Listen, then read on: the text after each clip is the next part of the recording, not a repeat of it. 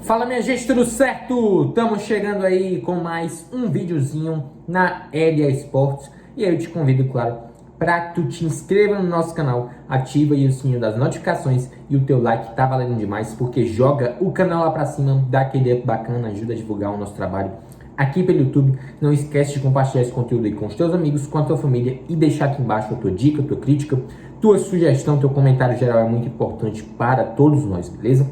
No vídeo de hoje nós iremos fazer a análise desse jogo Corinthians e Juventude, jogo válido pelo Brasileirão, beleza? Vamos começar dizendo que essa foi uma vitória do Timão pelo placar de 2-0, tá? Gols de garotos da base, filhos do Terrão mais uma vez, Mantuan e Adson, beleza?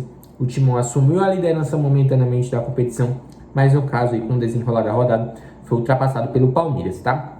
Mas isso não vai tirar o fato de que o Corinthians finalmente volta a jogar bem, tá? Falo para vocês a formação ali no 4-3-3, no meio de campo com o Duqueiroz, com o Juliano e também com o Renato Augusto, e lá na frente com o William, Roger Guedes como um homem mais adiantado e o Adson pela ponta direita, tá? Vou falar para vocês o seguinte, temos que falar de Rafael Ramos. Que baita atuação do lateral direito do Corinthians, tá? E que baita contratação também é esse jogador, indicação do Vitor Pereira. Isso é importante ser citado. E hoje podemos dizer que sim, o Fagner tem uma sombra no elenco do Corinthians. Isso porque quem estava acostumado com Michel Macedo, com o Léo Príncipe, isso é passado. Hoje sim, temos dois laterais direitos, no caso da equipe do Corinthians, qualificadíssimos. Fagner e Rafael Ramos.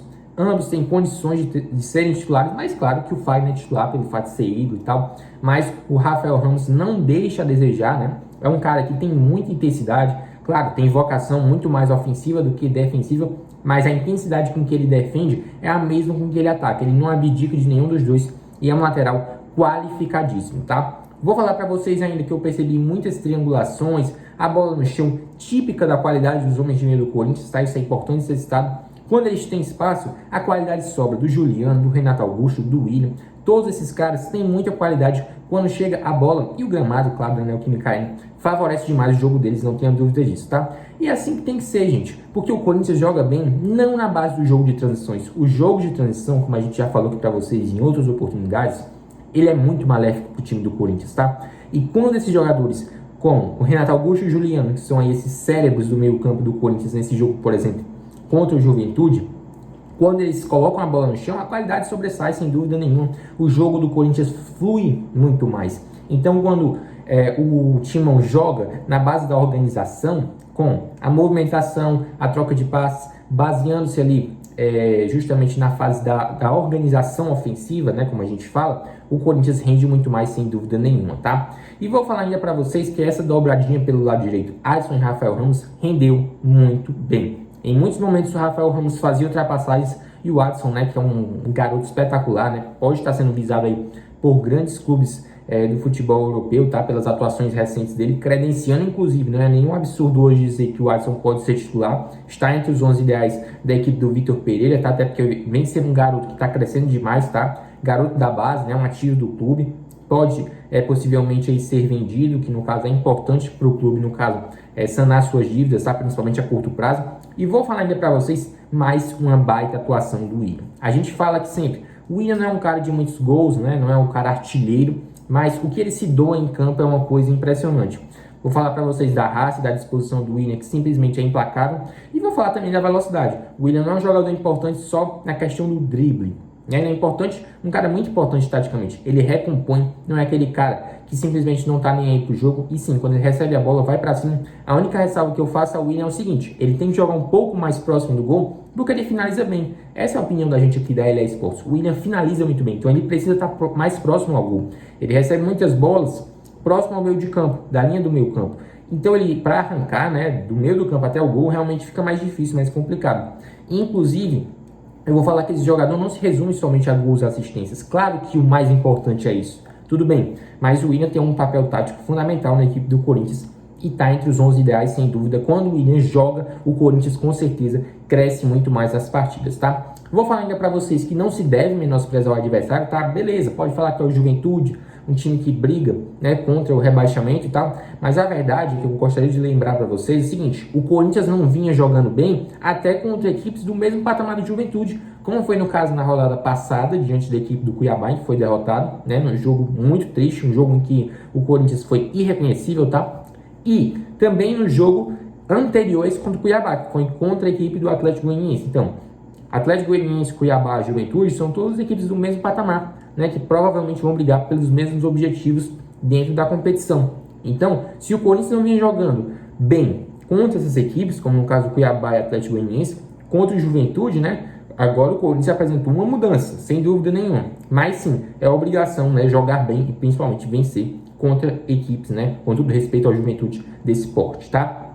Vou falar ainda para vocês que o Vitor Pereira claramente tenta uma nova formatação, uma nova organização do time. Por quê? Porque agora joga sem um centroavante. O Jô, né, teve o seu contrato rescindido, inclusive a gente repercutiu aqui no canal, tá? E o que eu vou falar para vocês? Roger Guedes atuando como um homem mais adiantado. Ele, claro, tá fora da posição ideal, sem dúvida nenhuma. Inclusive, eu defendo um esquema sem centroavante atualmente no Corinthians, porque o Júnior Moraes, como a gente já viu em outras oportunidades, ele se mostra um cara ainda muito limitado. Tem a janela de meio de ano abrindo, mas é o seguinte, o Corinthians tem compromissos aí a curto prazo, né, antes de abrir a janela, no caso de oitavas de Copa do Brasil contra o Santos e oitavas, no caso, de Libertadores contra a equipe do Boca Juniors. Então, é necessário que se faça um esquema com os jogadores que tem no elenco, sem dúvida nenhuma. E no caso, passa muito mais por como o Vitor Pereira vai organizar o time e como os jogadores vão reagir, no caso, como eles vão se comportar ao longo dos jogos, tá? E eu vou dizer ainda para vocês que o time como um todo foi muito bem nessa partida. Não teve um jogador muito abaixo. O mais abaixo na minha percepção, assim, do plano geral, foi o Roger Guedes. Ele foi um pouco abaixo, mas ele não foi muito abaixo dos demais, tá? Porque ele também está fora da posição ideal. E o que a gente defende aqui, como a gente já falou em outras oportunidades? Se eu não tenho um centroavante qualificado para o meu time, joga sem um centroavante, joga com dois caras na frente de muita velocidade. E esses caras, aqui na nossa opinião, da nossa análise, seriam quem? O William e, no caso, o Roger Guedes, como dois homens mais adiantados. E baseando-se esses caras recebendo bolas, né? Pelos caras de qualidade no meio, tem a opção do Maicon, do Juliano, do Renato Augusto, né, do próprio Duqueiroz, que está jogando o fino da bola, cresceu demais com o Vitor Pereira, tá?